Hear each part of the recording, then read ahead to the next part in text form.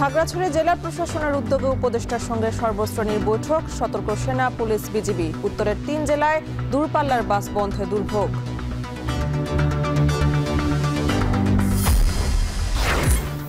টাঙ্গাইলে তিতাস গ্যাসের সঞ্চালন লাইনের মূল পাইপ ফেটে বিচ্ছিন্ন, গ্যাস সংযোগ করলে বিদ্যুতের লাইনও ক্ষতিগ্রস্ত। বিদ্যুৎবিহীন প্রায় ২ লাখ গ্রাহক।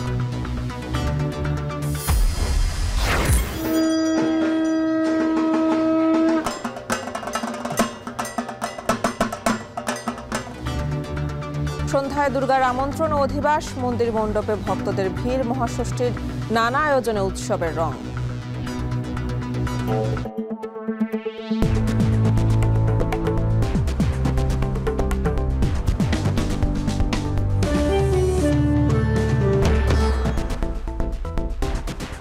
স্বাগত। এখন জনপদের পুরো আয়োজন জুড়ে সঙ্গে আছে আমি মেহেরিন অ্যানি।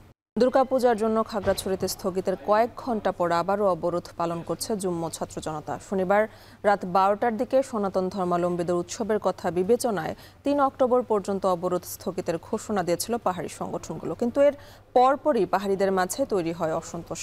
টানা কর্মসূচি পালনের আহ্বান জানায় বিভিন্ন দলমত ও পাহাড়ি সংগঠনের নেতারা। তারই পরিপ্রেক্ষিতে গেল রাত ৩টার দিকে সিদ্ধান্ত পরিবর্তন করে আবারও লাগাতার কর্মসূচি ও অবরোধের ডাক দেন তারা। এদিকে গতকাল পাহাড়ি বাঙালি সংঘর্ষের পর খাগড়াছড়ি পৌরসভা সদর এলাকায় ১৪৪ ধারা জারি করা হয়। আইনশৃঙ্খলা পরিস্থিতি স্বাভাবিক রাখতে মোতায়েন করা হয়েছে বিজিবি ও সেনাবাহিনী। বন্ধ আছে দোকানপাট, স্কুল, কলেজ ও ব্যবসা প্রতিষ্ঠান। দূরপাল্লা ও অভ্যন্তরীণ যানবাহন বন্ধ রয়েছে। খাগড়াছড়ির আইনশৃঙ্খলা পরিস্থিতি স্বাভাবিক রাখতে জেলা প্রশাসনের উদ্যোগে মতবিনিময় সভা অনুষ্ঠিত হয়েছে। সভায় পার্বত্য চট্টগ্রাম বিষয়ক মন্ত্রণালয়ের উপদেষ্টা সুপ্রদীপ চাকমা, আইনশৃঙ্খলা বাহিনীর ঊর্ধ্বতন কর্মকর্তা, রাজনৈতিক, সামাজিক ও সুশীল সংগঠনের প্রতিনিধিরা অংশ নেন। সভায় নারী নিপীড়ন, সাম্প্রদায়িক দাঙ্গা ও সহিংস ঘটনায় উদ্বেগ জানানো হয়। যে কোনো ঘটনা নিয়ে সহিংসতা ও উভয় পক্ষের সংঘর্ষ জড়িয়ে পড়ার ঘটনার নেপথ্যে কারা রয়েছে তাদের খুঁজে বের করার পাশাপাশি তাদের আইনের আওতায় আনার বিষয়টি গুরুত্ব পায়। গতকালের মতো আর যেন অনাকাঙ্ক্ষিত সংঘর্ষের ঘটনা না ঘটে সেজন্য সবাইকে সজাগ থাকার আহ্বান জানান পার্বত্য চট্টগ্রাম বিষয়ক মন্ত্রণালয়ের উপদেষ্টা সুপ্রদীপ চাকমা।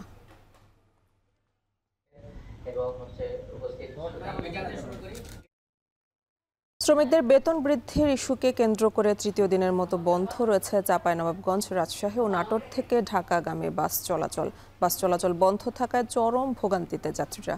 পূজার ছুটিতে সকালে রাজশাহীর শিরোইল বাসস্ট্যান্ডে এসে বাস না পেয়ে বিপাকে পড়েন যাত্রীরা। তাদের অভিযোগ, অগ্রিম টিকিট কাটা থাকলেও টাকা ফেরত দেওয়া হচ্ছে না, এমনকি কোনো বিকল্প ব্যবস্থাও রাখা হয়নি। ফোন করলেও পরিবহন কর্মকর্তারা সাড়া দিচ্ছেন না বলে অভিযোগ যাত্রীদের। যদিও এই রুটে একতা ট্রান্সপোর্টের বাস স্বাভাবিকভাবেই চলাচল করছে। সম্প্রতি শ্রমিকরা বেতন বৃদ্ধির দাবিতে আন্দোলন শুরু করলে কয়েক দফায় বাস চলাচল বন্ধ হয়ে যায়। পরে দুপক্ষের আলোচনা অনুযায়ী চালকের বেতন ট্রিপ প্রতি ১২৫০ থেকে বাড়িয়ে ১৭৫০, সুপারভাইজারের ৫০০ থেকে ৭৫০ এবং সহকারীর ৪০০ থেকে ৭০০ টাকা করার কথা ছিল শুক্রবার থেকে। কিন্তু বাস্তবায়নের আগের রাতে মালিকরা হঠাৎ করে বাস বন্ধ করে দেন। অনেক দূর থেকে এসেছি, আসার পর রাজশাহীতে এসে বাস কাউন্টারে আসার পর শুনছি বাস চলাচল বন্ধ। তো আমার তো অনেক সমস্যা, এখন আমাকে ঢাকা যেতে হবে। তো হঠাৎ মানে এই যে আমাদের এই যে বাস যাত্রার যে দুর্ভোগ, সেটা কেন হয় বুঝি না। যদি কোনো সমস্যা হয় তারা ইন্টারনালি আলোচনা করে তো সমাধান করে নিতে পারে। বলা নাই, কওয়া নাই, বন্ধ করে দিয়েছে। সিলেট সিটি কর্পোরেশনের ব্যাটারি চালিত রিকশা বন্ধ, ফুটপাত দখলমুক্ত করার দাবিতে বিক্ষোভ মিছিল করেছেন নগরবাসী। সকাল 11:30টায় সিলেট সিটির সাবেক মেয়র আরিফুল হক চৌধুরীর নেতৃত্বে মিছিলটি অনুষ্ঠিত হয়। বিক্ষোভ মিছিলটি নগরীর কোর্ট পয়েন্ট থেকে শুরু হয়ে বিভিন্ন গুরুত্বপূর্ণ সড়ক ঘুরে শহীদ মিনারে গিয়ে শেষ হয়। এতে বিভিন্ন রাজনৈতিক দল, সামাজিক ও ধর্মীয় সংগঠনের নেতারা অংশ নেন। বিক্ষোভের আগে কোর্ট পয়েন্ট অনুষ্ঠিত সংক্ষিপ্ত সমাবেশে বক্তারা জানান, ব্যাটারি চালিত রিকশার দৌরাত্মে সৃষ্টি হচ্ছে যানজটের, অহরহ ঘটছে দুর্ঘটনাও। এছাড়া হকারদের কারণে ফুটপাত বেদখল হওয়ায় চলাচলে বিঘ্ন ঘটছে। নগরবাসীর ভোগান্তি কমাতে দ্রুত কার্যকর পদক্ষেপ নেওয়ার দাবি জানান বিক্ষোভকারীরা। টাঙ্গাইল সদর উপজেলার শিবপুর এলাকায় তিতাস গ্যাসের মূল সঞ্চালন পাইপ ফেটে গেছে। রোববার সকাল 8:30টার দিকে এই ঘটনা ঘটে। এ ঘটনায় প্রায় 14,500 আবাসিক গ্রাহক ও 50-এর মতো সিএনজি স্টেশনে গ্যাস সরবরাহ বন্ধ রয়েছে।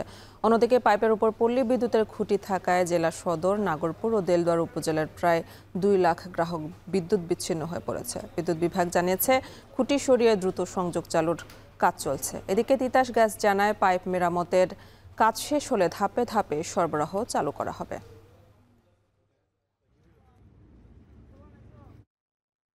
এ নিয়ে আরও জানাতে ঘটনাস্থল থেকে যুক্ত আছেন কাউসার আহমেদ।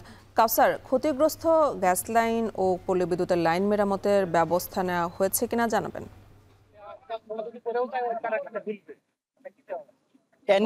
প্রায় 10 ঘন্টা অতিবাহিত হলেও এখনো পর্যন্ত গ্যাস লাইন যেটি ফেটে গিয়েছে সেটি কিন্তু এখনো কাজ শুরু করেনি। এখানে গ্যাস অফিসের পক্ষ থেকে যারা এসেছিলেন তারা সরজমিন পরিদর্শন করছে। আমার পেছনে দেখতে পাচ্ছেন, এরা হচ্ছে পল্লী বিদ্যুতের যারা রয়েছেন, তারা কিন্তু এখানে পল্লী বিদ্যুতের খুঁটি অপসারণের পর নতুন একটি খুঁটি পাশেই করে তারা কাজ করছেন। তারা বলছেন যে পল্লী বিদ্যুতের বিদ্যুৎ সরবরাহ স্বাভাবিক হতে আরো 1.5 থেকে 2 ঘন্টার মতো সময় লাগবে। আর এদিকে কতক্ষণ নাগাদ গ্যাস সরবরাহ স্বাভাবিক হবে তা সুনির্দিষ্ট করে বলতে পারেনি গ্যাস অফিসের যারা রয়েছেন তারা। আর এদিকে গ্যাস সরবরাহ বন্ধ থাকায় টাঙ্গাইলের প্রায় 14,000 গ্রাহক যারা রয়েছেন তাদের বাসাবাড়িতে গ্যাস সরবরাহ বন্ধ রয়েছে। আর এছাড়াও আমাদের যে টাঙ্গাইলের গোড়াইয়ের মির্জাপুরে যে শিল্পাঞ্চল রয়েছে সেখানে অন্তত 15টি ফ্যাক্টরিতে গ্যাস সরবরাহ বন্ধ রয়েছে। এখানে যে নাসির গ্লাসের যারা এসেছিলেন তারা বলছেন যে তাদের এখন গ্যাসের পরিবর্তে তাদের ডিজেল দিয়ে কাজ করতে হচ্ছে, এতে করে তাদের উৎপাদন খরচ বেড়ে যাচ্ছে। আর এদিকে পল্লী বিদ্যুতের লাইন বন্ধ থাকায় এখানে যারা সাধারণ মানুষ রয়েছে তারা বলছেন যে এই ব্যবসা গরমে যাদের শিশু সন্তান রয়েছে তাদের চরম ভোগান্তি পোহাতে হচ্ছে। আর কিছুক্ষণ আগে চন্দ্রা থেকে তিতাস গ্যাসের একটি দল তারা এই লাইন সার্ভিসিং করার জন্য এসেছেন। তারা বলছেন যে তারা রাতের মধ্যে চেষ্টা করবেন বাইপাস লাইন করে তারা গ্যাস সরবরাহ করার জন্য। তবে এখন যে অবস্থা সেটি দেখে মনে হচ্ছে না যে রাতের মধ্যে গ্যাস সরবরাহ স্বাভাবিক হবে। আর এছাড়াও এই গ্যাসের লাইনের কারণে কিন্তু টাঙ্গাইলের অন্তত 50টি যে গ্যাস ফিলিং স্টেশন বা গ্যাস পাম্প রয়েছে সেগুলোতে গ্যাস সরবরাহ বন্ধ রয়েছে বলে আমরা জানতে পেরেছি। আর এদিকে এই পল্লী বিদ্যুতের তারা বলছেন যে তারা দ্রুত সময়ের মধ্যে কাজ করবেন, আর দ্রুত সময়ের মধ্যে কাজ শেষ হলে পল্লী বিদ্যুতের লাইন সরবরাহ বা বিদ্যুৎ স্বাভাবিক হবে। আর তবে এখনো পর্যন্ত বলা যাচ্ছে না যে কত দিন বা কত ঘন্টার মধ্যে তিতাস গ্যাসের সরবরাহ স্বাভাবিক হবে। তো এই ছিল আমার কাছে এই গ্যাসের লাইনের সর্বশেষ তথ্য। টাঙ্গাইলে গ্যাস সংযোগ বিচ্ছিন্নের খবর জানাচ্ছিলেন কাউসার আহমেদ। চাকসু নির্বাচন ঘিরে সামাজিক যোগাযোগ মাধ্যমে হয়রানির বিরুদ্ধে নির্বাচন কমিশনে অভিযোগ দায়ের করেছেন 2 নারী প্রার্থী। দুপুরে সম্প্রতি শিক্ষার্থী জোটের ওই 2 প্রার্থী নির্বাচন কমিশনে উপস্থিত হয়ে অভিযোগ দায়ের করেন। ভুক্তভোগীরা জানায়, সামাজিক যোগাযোগ মাধ্যমে তাদের পোস্টে বিভিন্ন আইডি থেকে অশালীন মন্তব্য করা হচ্ছে। কোনো আইডি চিহ্নিত করা গেলেও অনেকগুলো চিহ্নিত করা যায়নি। অবস্থায় এর প্রতিকার ও বিচার চেয়ে কমিশনে অভিযোগ দেন তারা। এ ধরনের পরিস্থিতি নির্বাচনী পরিবেশ নষ্ট করবে বলেও তারা মন্তব্য করেন। ভুক্তভোগীদের অভিযোগ আমলে নিয়ে তদন্ত সাপেক্ষে আচরণবিধি মনিটরিং কমিটির কাছে পাঠানোর ব্যবস্থার কথা জানায় কমিশন। ষষ্ঠী পূজার মধ্য দিয়ে সারা দেশে শুরু হয়েছে দুর্গোৎসবের মূল আনুষ্ঠানিকতা। সকাল থেকেই মন্ত্রপাঠ, ঢাকের বাজনা আর উলুধ্বনিতে মুখর হয়ে উঠেছে প্রতিটি মন্দির আর মণ্ডপ। এ বিষয়ে আরও জানাতে ময়মনসিংহ নগরীর দুর্গাবাড়ি মন্দির থেকে যুক্ত আছেন হারুনুর রশিদ। হারুন, পূজায় ভক্তদের উপস্থিতি কেমন দেখছেন জানাবেন, আর কি ধরনের আনুষ্ঠানিকতা চলছে এই মুহূর্তে?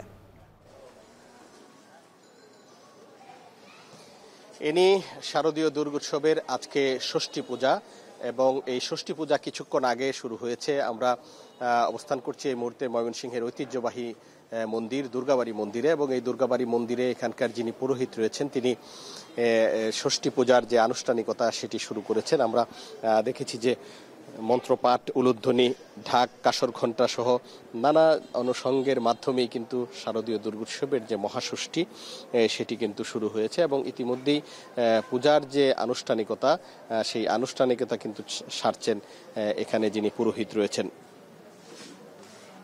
আজকে এই ষষ্ঠী পূজার মধ্য দিয়েই মূলত শারদীয় দুর্গোৎসবের যে মূল আনুষ্ঠানিকতা সেটি শুরু হয়েছে এবং এরপর আগামীকাল সপ্তমী, অষ্টমী, নবমী, এরপর বিজয়া দশমীর মাধ্যমে শারদীয় দুর্গোৎসবের যে সমাপনী সেটি হবে। তবে আজকে এই ষষ্ঠীকে ঘিরে কিন্তু বেশ আমরা দেখতে পাচ্ছি যে পুণ্যার্থীদের মধ্যে বেশ উৎসাহ রয়েছে এবং ইতিমধ্যেই অনেকেই কিন্তু মন্দির প্রাঙ্গণে এসে উপস্থিত হয়েছেন এবং তারা এই ষষ্ঠী পূজার যে আনুষ্ঠানিকতা সেটি প্রত্যক্ষ করছেন এবং এই পূজার যে নান্দনিকতা বা বর্ণিলতা সেটি উপভোগ করার জন্য কিন্তু বিভিন্ন মন্দিরে মন্দিরে কিন্তু মানুষজন এসেছেন এবং তারা ঘুরে ঘুরে বিভিন্ন মন্দিরের যে পূজা অর্চনা সেটি কিন্তু দেখছেন। আজকে এই দুর্গাবাড়ি মন্দিরে এখন যে মহাষষ্ঠীর আনুষ্ঠানিকতা চলছে এটি কিন্তু যতগুলো পূজা মণ্ডপ রয়েছে সবগুলো পূজা মণ্ডপেই কিন্তু এই আনুষ্ঠানিকতা চলছে। আমরা আরও বেশ কয়েকটি পূজা মণ্ডপ ঘুরে এসেছি, আমলাপাড়া, দশভুজাবাড়ি মন্দির এবং শিববাড়ি মন্দিরের যে পূজা মণ্ডপ সবগুলোতেই কিন্তু এখন মহাষষ্ঠীর যে আনুষ্ঠানিকতা সেটি চলছে এবং সেই মহাষষ্ঠীর আনুষ্ঠানিকতা শেষেই কিন্তু যে পূজার যে আনুষ্ঠানিকতা সেই আনুষ্ঠানিকতা শুরু হবে এবং পুণ্যার্থীরা কিন্তু এখন বিভিন্ন মন্দিরে মন্দিরে যাবেন এবং যে সেই পূজার যে দেবী দর্শন সেটি কিন্তু তারা করবেন। আমি যদি একটু জানিয়ে রাখি যে ময়মনসিংহ নগরীতে কিন্তু এবছর 88টি পূজা মণ্ডপ রয়েছে এবং ময়মনসিংহ জেলায় পূজার সংখ্যা রয়েছে 781টি। সবগুলো পূজা মণ্ডপেই কিন্তু দারুণ নান্দনিকভাবে সাজানো হয়েছে। আমরা দেখেছি যে এই শারদীয় দুর্গোৎসব উপলক্ষে প্রত্যেকটি মণ্ডপ কিন্তু নান্দনিকভাবে সাজানো হয়েছে এবং মণ্ডপের সামনে বিশাল বিশাল তোরণ তৈরি করা হয়েছে এবং বর্ণিল আলোকসজ্জা করা হয়েছে। অর্থাৎ এই সন্ধ্যার পরেই কিন্তু সেই যে আলোকসজ্জা সেটি কিন্তু জ্বালিয়ে দেওয়া হয়েছে এবং একটি নান্দনিক রূপ লাভ করেছে। এবং আমরা কথা বলেছিলাম এখানকার যারা পূজার আয়োজক কমিটি আছে তারা যেটি বলেছেন যে তারা এবছর পূজা বর্ণিল করার জন্য কোনো কমতি রাখেননি, সব ধরনের আয়োজন তারা করেছেন এবং পূজা সার্বিকভাবে সম্পন্ন করার জন্য কিন্তু আইন শৃঙ্খলা বাহিনী ব্যাপক প্রস্তুতিও নিয়ে রেখেছে। তো এই ছিল আমার কাছে সর্বশেষ। ময়মনসিংহে ষষ্ঠী পূজার আয়োজন নিয়ে জানাচ্ছিলেন সহকর্মী হারুনুর রশিদ। চট্টগ্রামে বিদ্যানন্দ ফাউন্ডেশনের উদ্যোগে শুরু হয়েছে 10 টাকার পুজোর বাজার। সকালে নগরীর জামাল খানের এক্সক্লুসিভ কনভেনশন হলে এই বাজার বসে। বাজার উদ্বোধন করেন চট্টগ্রাম সিটি কর্পোরেশনের মেয়র ডাক্তার সাদত হোসেন। নামমাত্র মূল্যে নিত্য প্রয়োজনীয় পণ্য ও পোশাক কিনে খুশি সাধারণ মানুষ। ফলে বাজারে ভিড় করেছেন প্রায় 1000 খানেক মানুষ। বিদ্যানন্দের এমন উদ্যোগকে স্বাগত জানান চট্টগ্রাম সিটি কর্পোরেশনের মেয়র। পুজোর সময়ে সাধারণ মানুষের হাতে নিত্য প্রয়োজনীয় জিনিস পৌঁছে দিতে এমন কার্যক্রমকে সময়োপযোগী বলছেন বিদ্যানন্দ ফাউন্ডেশনের সদস্যরা। বিদ্যানন্দের এই আয়োজনের ফলে নগরীর হাজারো মানুষ পেয়েছেন পুজোর আনন্দ ভাগাভাগি করার সুযোগ। উৎসব মুখর পরিবেশে সিরাজগঞ্জের শাহজাদপুরের বাঘাবাড়ির বড়াল নদীতে অনুষ্ঠিত হয়ে গেল 46তম জাতীয় নৌকা বাইচ। পাহাড়ি নাম আর রং বেরঙের নৌকায় বর্ণিল হয়ে ওঠে আয়োজন। ঐতিহ্যবাহী নৌকা বাইচ দেখতে নদীর দুপারে ঢল নামে দর্শনার্থীর। রিফাত রহমানের প্রতিবেদন, ছবি তুলেছেন ইমরান শেখ। আবহমান গ্রাম বাংলার ঐতিহ্য নৌকা বাইচ। নদীমাতৃক এদেশে প্রতি বছরই বর্ষা মৌসুম এলেই বিভিন্ন জেলায় নদী ও বিলে হয়ে থাকে এই নৌকা বাইচ প্রতিযোগিতা। তারুণ্যের উৎসব উপলক্ষে আয়োজিত এই বাইচ দেখতে সকাল থেকেই নানা বয়সের মানুষের ঢল নামে সিরাজগঞ্জের শাহজাদপুর উপজেলার বাঘাবাড়ি নৌবন্দরের বড়াল নদীর দুপারে। ঐতিহ্যবাহী এমন আয়োজনে উৎসাহের কমতি ছিল না আয়োজক, দর্শক আর প্রতিযোগিতায় অংশগ্রহণকারীদের মধ্যে। রেফারির সংকেত পড়ার সাথে সাথেই বাইচালরা শক্ত হাতে নদীতে বৈঠা চালিয়ে দুর্বার গতিতে এগিয়ে চলে। নদীর ঢেউয়ের সাথে ছলাৎ ছলাৎ শব্দ আর বিভিন্ন বাদ্যের তালে তাল মিলিয়ে এগিয়ে চলে প্রতিযোগিতার এক একটি নৌকা। বিজয় ছিনিয়ে নিতে নির্দিষ্ট সীমানায় পৌঁছানোই একমাত্র লক্ষ্য প্রতিটি বাইচালদের। প্রতিযোগিতা দেখতে পাবনা, নাটোর ও বগুড়া সহ আশেপাশের বিভিন্ন জেলা থেকে হাজার হাজার দর্শক আসে বাঘাবাড়ি নৌঘাটে। নদীর দুপার ছাড়াও নদীতে নৌকা করে পরিবার পরিজন নিয়ে বাইচ দেখতে আসে অনেকেই। এমন আয়োজন উপভোগ করতে পেরে আনন্দিত সব বয়সের দর্শক। নৌকা বাইচটা আসলে গ্রাম বা বাংলার একটা ঐতিহ্য। এই ঐতিহ্য আস্তে আস্তে আসলে বিলীন হয়ে যাচ্ছে। অনেক বছর পরে আজকে আমরা এই নৌকা বাইচটা দেখতে আসছি। আমরা অনেক ভালো লাগতেছে। নৌকা প্রতিযোগিতা উপভোগ করতেছি, খুব ভালো লাগতেছে। এরকম প্রতিযোগিতা যেন আগামীতে আমরা দেখতে পারি। আবহমান গ্রাম বাংলার ঐতিহ্যকে ধরে রাখতে প্রতি বছর এই ধরনের আয়োজনের কথা জানায় আয়োজকরা। গ্রাম বাংলার ঐতিহ্য এটাতেই ফুটে আসছে। এই প্রতিযোগিতা এখানে প্রত্যেক বছরই অনুষ্ঠিত হয় এবং আমাদের রোয়িং ফেডারেশন থেকে যথেষ্ট পরিমাণ সাপোর্ট দেওয়া হয়। হাডুডু, ভলিবল, ফুটবল এবং সর্বশেষ আমরা নৌকা বাইচ আয়োজন করেছি। আমরা আরও মানুষকে উদ্বুদ্ধ করার জন্য এবং সন্ত্রাস, জঙ্গিবাদ, মাদকের বিরুদ্ধে তাদের কণ্ঠস্বরকে আরও জোরালো করার জন্য আমরা বিভিন্ন খেলাকে প্রাধান্য দিচ্ছি। আর নিজস্ব খেলাধুলা টিকিয়ে রাখার পাশাপাশি নতুন প্রজন্মের মাঝে ছড়িয়ে দিতে এমন আয়োজন প্রতিটি জেলায় করার কথা জানায় যুব ক্রীড়া মন্ত্রণালয়ের সচিব। ভবিষ্যতে এই ধরনের আরও এই অত অঞ্চলে যেখানে আমরা আগ্রহ রয়েছে নৌকা বাইচের প্রতি, সেখানে এই ধরনের আরও নৌকা বাইচ যেন আমরা আয়োজন করতে পারি, সেজন্য আমি জেলা প্রশাসক মহোদয়ের সাথে ইতিমধ্যে আলাপ করেছি। আমরা আরও কয়েকটি নৌকা বাইচের এত অঞ্চলে আয়োজনের চেষ্টা করব। এবং বাংলাদেশ রোয়িং ফেডারেশনের আয়োজনে ৪৬তম জাতীয় নৌকা বাইচ প্রতিযোগিতায় অংশ নেয় সিরাজগঞ্জ ও পাবনা জেলার ৮টি পানসি নৌকা। প্রতিযোগিতায় বিজয়ী হয় পাবনা জেলার ভিটাপাড়া প্রামাণিক ফাইটার্স। রিফাত রহমান, এখন, সিরাজগঞ্জ।